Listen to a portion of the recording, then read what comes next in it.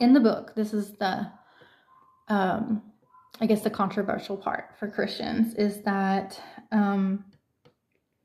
he talks about how the Bible is like, people need a good story for others to relate to when being taught about morality, and not sure if all of the events in the Bible were literal.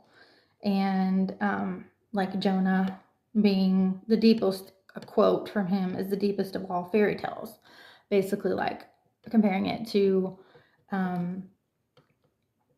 fables and stuff like that. And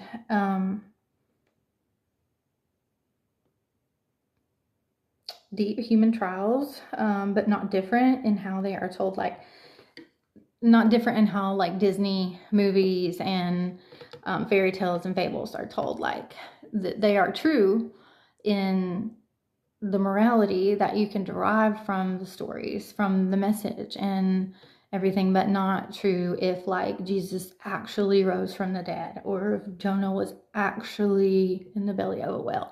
That basically pulling from, and not saying that he is, but just questioning it. And that's what Christians don't like. They didn't like that he was questioning it at all. They wanted him to be affirmative in God's word, and that it was a fact, and that was not up for, of course, preachers can interpret it in many different ways, and they do, a lot of them to their own self-serving, causes, or a way to keep you in fear and those limited belief systems.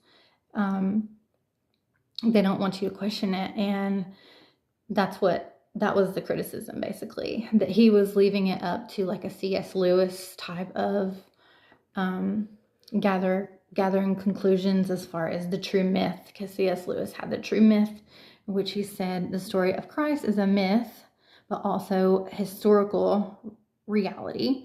So it makes it unique in that fact that it was a true myth. But he didn't necessarily think that everything was fact, that it was historical, but also some embellishment, and that it was God expressing himself through human imagination.